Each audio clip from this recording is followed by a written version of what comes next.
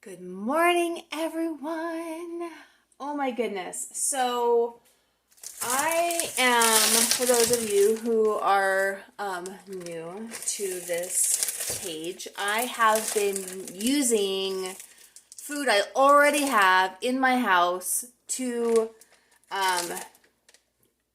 just using the food, right? To eat, to use it before it goes bad or use it before I buy anything else.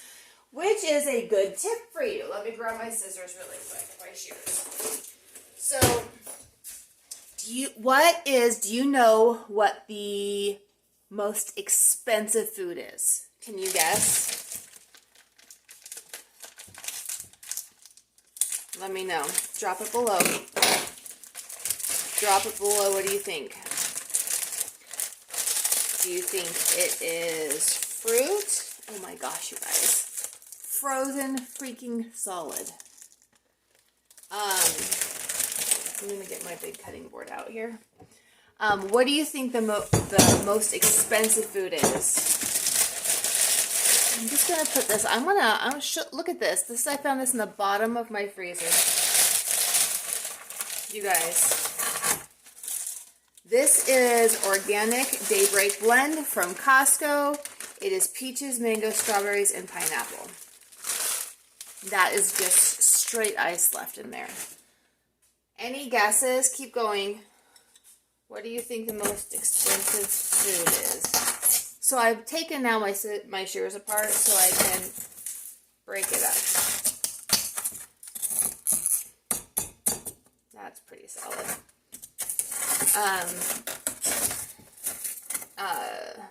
So some things I hear a lot is movie theater popcorn. That's expensive. Wagyu beef. Organic food is expensive. Can you think of seafood's expensive? Can you think of things that are expensive? I'll tell you the answer. The most expensive food is the food that you don't eat, that you buy and throw away. That is the most expensive food. It is safe. It is safe to use freezer burned fruit. While you could use it in a smoothie if you wanted to, I'm going to show you what else you can do with it.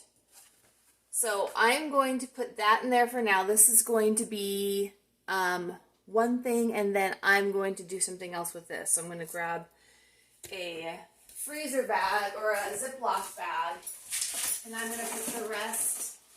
Actually, I'm going to use the bag it came in, so I'm not wasting plastic. Be smarter, Katie. Man, this chunk.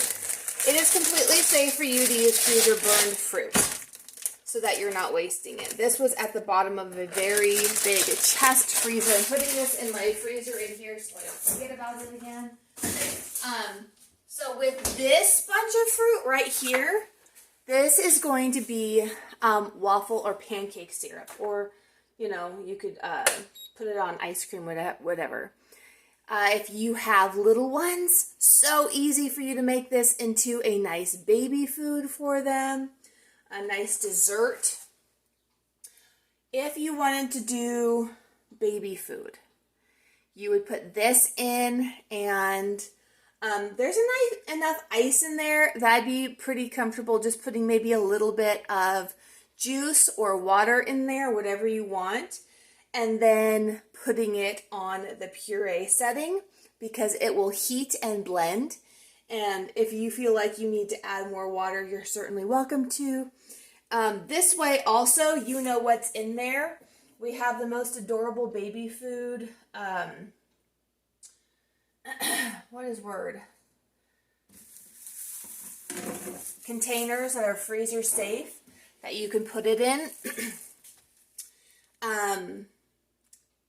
So you could do that if you wanted to make that into baby food. If you wanted to make it into jam, which is what I'm going to do with that other batch, at this point you would put your pectin in, okay?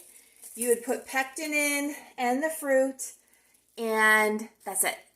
That's it, guys. But for this batch, I said I was going to make it into a syrup. This is coconut sugar, which is another really cool option that you have when you're making it yourself. So not only are you saving money by using what you already have at home, you also don't have to pay extra for special sugars and no preservatives in the food that you have. So the fruit is pretty sweet. What I'm going to do is I'm going to probably put, this is probably half a cup of coconut sugar in. And I'm just going to do this for now because I don't know how sweet it'll be. And I don't want it to be too sweet for me personally. You can always add more later. So lid on. And I'm going to turn this to my sauce setting. And I'm going to press start. Now it's going to blend and heat and blend and heat. I'm actually going to add a little bit of water to it because there's no liquid at the bottom. And I want a syrup anyway. So, yeah. Because it's frozen, it's going to take a little bit longer than normal.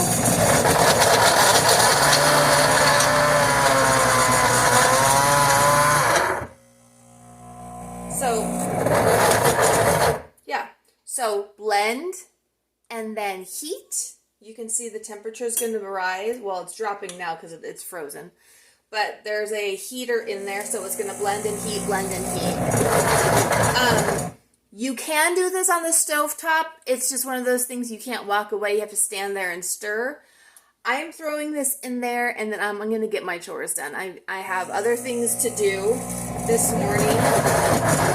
But I definitely wanted to show you what you can do with freezer burned fruit. So this is going to be fruit syrup. It's going to be amazing on top of your ice cream, on top of your waffles, on top of your pancakes, on top of your French toast.